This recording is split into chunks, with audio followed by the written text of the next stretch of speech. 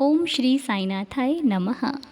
अनंत कोटि ब्रह्मांड नायक राजाधिराज योगिराज परब्रह्म श्री सच्चिदानंद सद्गुरु साईनाथ महाराज की जय। कैसे हैं आप सभी?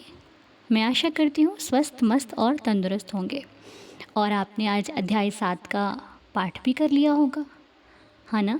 और जिन्होंने नहीं भी किया है कोई बात नहीं, आपको अगर अभी समय मिला है अभी कर लो, सोने से पहले समय मिले तब कर लो, जब आपकी इच्छा और आपका भाव कहे आप तब कर लेना, ठीक है?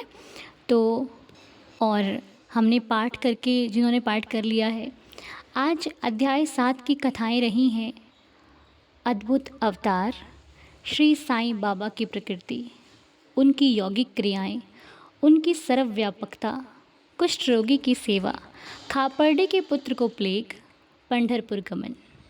तो बाबा की इन कथाओं का जब हमने अध्ययन किया तो हमने बहुत कुछ सीखा और बाबा के बारे में जाना। बाबा की जीवनी, बाबा का व्यवहार, बाबा क्या शिक्षा भक्तों को तब दिया करते थे और आज तक वो शिक्षा इतनी लाभदायक है कि आज भी हम उससे शिक्षा प्राप्त करके अपने जीवन को सरल और सुगम बना रहे हैं। और रही बात इस कथा में, इस अध्याय में ये भी है कि बाबा कौन थे कौन नहीं, ये हम जानना ही नहीं चाहते। बाबा हमारे ईश्वर हैं, बाबा हमारे प्राण हैं, हमें बस इतना मालूम है और हमें इसके बारे में ना जानकारी चाहिए थी, ना है, ना कभी चाहिए होगी। साईं हमारे जीवनदाता हैं, साईं हमारे पालन करता हैं, साईं हमारे कर्ता धर्ता हैं। हम इतना ही जानकर अत्यंत आनंद का अनुभव करते हैं। और मैं जब कथा पढ़ रही थी तो मैंने उसमें से अपने साथ बात करने के लिए हम बाबा के श्री चरणों में इस वक्त ये अध्याय पूर्ण होने का सौभाग्य प्राप्त करते हैं और हम बाबा से कहते हैं कि देवा, आज हमने 7वां अध्याय संपूर्ण किया, आपकी कृपा और आपकी रहमत से, ये आपका आशीर्वाद है, तभी हम श्री साईं सच्चरित्र का पाठ कर पा रहे हैं। और आज हम सभी परिवारजनों ने मिलकर 7वां अध्याय कंप्लीट कर लिया। आप कृपा बनाए रखना कि जितने भी अध्याय हैं हम सभी निर्विघ्न उनको संपूर्ण करें। और अगर आपके हम अध्याय की एक कथा लेते हैं तो वो कथा है बाबा की सर्वव्यापकता और दयालुता। सन 1910 में बाबा दीपावली के शुभ अवसर पर धूनी के समीप बैठे हुए अग्नि ताप रहे थे तथा साथ ही धूनी में लकड़ियां डालते जा रहे थे। धूनी प्रचंडता से प्रज्वलित थी। कुछ समय बाद उन्होंने लकड़ियां डालने के बदले अपना हाथ धूनी में डाल दिया। हाथ झुलस गया। उस वक्त नौकर माधव और माधवराव देश पांडे यानी कि श्यामा जी को बाबा को धूनी में हाथ डालते देखकर तुरंत दौड़कर उन्हें बलपूर्वक पीछे खींच लिया।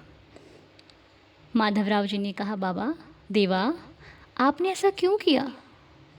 बाबा सावधान होकर कहने लगे, यहाँ से कुछ दूरी पर एक लोहारिन जब भट्टी धौंक रही थी उसी समय उसके पति ने उसे बुला लिया।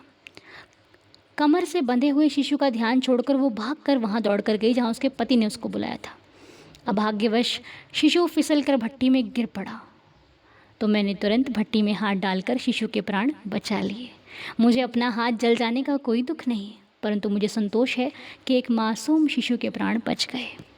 अब आप सोचिए, ये कथा तब की है और बाबा इस कथा के द्वारा इस वचन को आज तक निभा रहे हैं कि त्याग शरीर चला जाऊंगा, भक्त हेतु दौड़ा आऊँगा। मुझे इस वक्त यही वचन याद आया बाबा का कि बाबा द्वारका माई में बैठे हैं और वो शिशु कहाँ पर, लेकिन भगवान का प्रेम अपने बच्चे के लिए इतना ज़्यादा होता है कि उन्होंने अपने हाथ को नहीं देखा, उस शिशु के प्राण देखे। तो सोचिए, वो साईं क्या आपकी रक्षा नहीं करेगा? वो आपका जीवन नहीं बचाएगा? अरे अगर आप एक प्राणी भी घर के भगवान को आराधते हो ना, पूरा परिवार उस सुरक्षा के भीतर होता है, पूरा परिवार उस रक्षा में होता है, उस कवच के अंदर होता है जहाँ प्रभु उस हर एक घर के सदस्य की रक्षा करते हैं। इसलिए चिंतन कीजिए, चिंता छोड़ दीजिए, बाबा सब संभाल लेंगे। लेकिन चिंतन भी आपका बिल्कुल निश्चल होना चाहिए, उसमें ईर्ष्या, अहंकार, किसी भी ऐसी भावना का प्रवेश ना हो जो आपको गलत मार्ग पर ले जाए और आपका चिंतन गलत दिशा की तरफ मुड़ जाए। इसलिए चिंतन वो हो जिसमें सिर्फ बाबा बाबा बाबा बाबा बाबा बाबा ही हो। तो आज इसी कथा को श्रवण करके हम आज की प्रार्थना और आज के इस अध्याय को संपूर्ण करते हैं। पाठ पूरा कीजिए। ये कथा सिर्फ हमारे बाबा के श्री चरणों में एक अरदास है कि हमने बाबा की कृपा से पाठ संपूर्ण किया और मुझे आपसे बात करके अत्यंत प्रसन्नता हुई, ताकि हमने पाठ करने के बाद आपसे बात कर ली, हमारा पाठ सिद्ध हुआ, हमारा पाठ सफल हुआ। और कल मॉर्निंग प्रेयर में बाबा के संकेतों के साथ आपसे फिर मुलाकात करेंगे। अगर मुझसे कोई जाने अनजाने में भूल हो जाती हो तो आप मुझे क्षमा कीजिएगा। और बाबा से यही प्रार्थना करती हूँ, हे देवा, जो भी इस प्रार्थना की एक कथा को भी सुने, जो जिनके कानों तक ये कथाएं जाएं, अध्ययन जाए, उनके कान पवित्र होकर उनका जीवन निर्मल हो जाए, उनके जीवन में सुखों का आगमन हो, खुशी का आगमन हो। मैं ऐसी प्रार्थना कर आज के इस प्रार्थना को संपूर्ण करती हूँ, आज की इस वीडियो को कंप्लीट करती हूँ। आपसे मुलाकात करेंगे कल मॉर्निंग गुरुवार को, ठीक है। तब तक के लिए अपना ख्याल रखिए, बाबा को स्मरण करते करते सो जाइए। साईं आपको स्वप्न में दर्शन दे, मेरी बाबा से प्रार्थना है। मिलेंगे बहुत जल्द, तब तक के लिए ओम साई राम, जय जय साई राम, साई शुभ रात्रि।